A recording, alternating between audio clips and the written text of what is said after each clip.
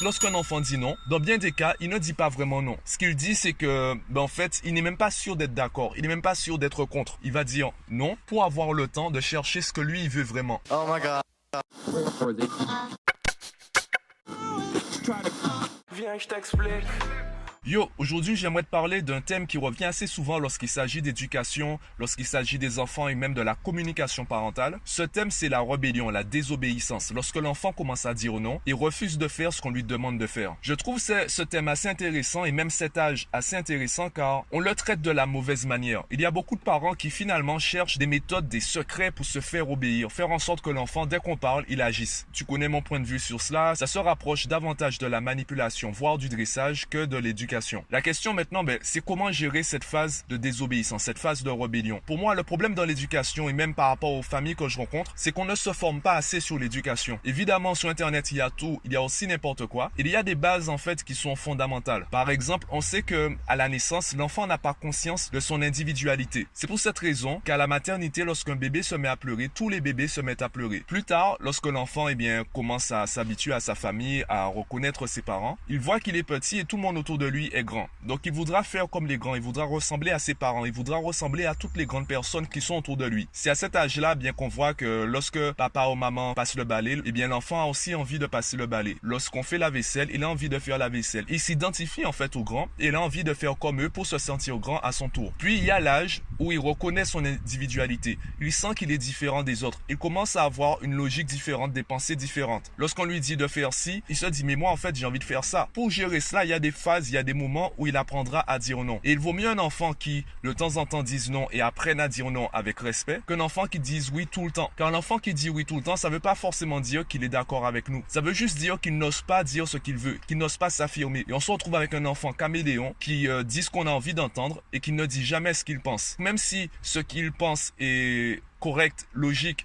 et simplement différent de notre façon de penser, il ne va jamais le dire. Et on comprendra pas la frustration qu'il aura plus tard. Il y aura des problèmes de communication. C'est là qu'il fera des bêtises qui seront plus ou moins graves car il n'a jamais été habitué à dire très tôt ce qu'il pensait. Donc on va constater les conséquences et on ne verra pas les causes. L'enfant qui dit non, il est en train de s'affirmer. Donc au lieu de le contredire, au lieu de mettre un mur en face de lui, il est plus intéressant de comprendre pourquoi il dit non. Et c'est là on va rentrer dans la phase de discussion. Le problème c'est que je pense que ça t'est venu à l'esprit tout de suite. On n'a pas le temps de discuter à chaque fois avec un enfant. Lorsqu'on sort avec lui, lorsqu'on est au milieu du magasin, lorsque l'enfant se met à pleurer parce qu'il veut un jouet et on lui a dit non, on n'a pas le temps de discuter avec lui, on est pressé, etc. Il y a du monde à la caisse, on a envie d'aller vite. Ce que je trouve dommage dans cette façon de penser, c'est qu'on prend des cas ponctuels et on en fait une généralité. On n'est pas tout le temps à la caisse, on n'est pas tout le temps au milieu du magasin avec un enfant en train de pleurer pour un jouet. Ce sont on va dire des checkpoints, ce sont des points relais. Et l'objectif, c'est de changer le processus entre chaque point relais. Comme ça, la prochaine fois qu'on se retrouve dans la même situation, il y a plus de chances que l'enfant change de comportement, change d'attitude. Pour changer le résultat, il faut changer le processus. Par exemple, dans ma formation complète que je propose aux parents, puisqu'elle est davantage adressée aux parents qu'aux enfants, je reviens sur la communication. Comment communiquer avec son enfant? Comment le laisser s'affirmer, le laisser faire ses propres choix, tout en s'assurant que ses choix aillent dans le bon sens, entre guillemets. Car ça aussi, c'est important. On a parfois l'impression de laisser l'enfant choisir, alors qu'on est plus en train de le manipuler qu'autre chose. Je prends un exemple vraiment concret. Il y a des parents qui m'ont dit, mon enfant m'a demandé de l'autonomie, mon enfant m'a demandé de lui faire confiance. Je l'ai laissé tranquille pendant un trimestre, et quand j'ai vu ses notes, ça n'allait pas. Donc j'ai décidé de le reprendre en main. D'ailleurs, c'est pour ça que je vous contacte. J'aimerais qu'il prenne des cours pour qu'il soit efficace. Je veux que ses notes remontent. D'accord, ça c'est ce que vous voulez. Que veut votre enfant? Avant que vous le laissiez, entre guillemets, tranquille, avant que vous lui fassiez confiance,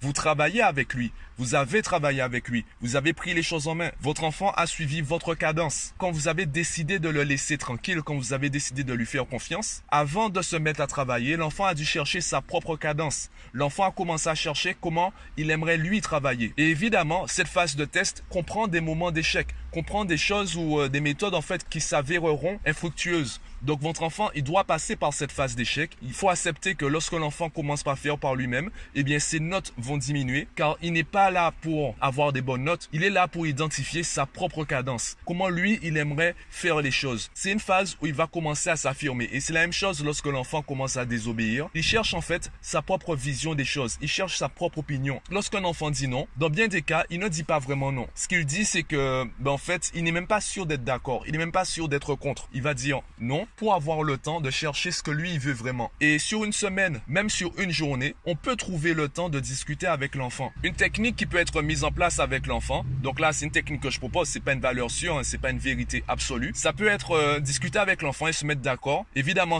il s'agit pas d'avoir la discussion une fois et espérer des résultats jusqu'à la fin des temps. C'est quelque chose qu'il faudra certainement répéter.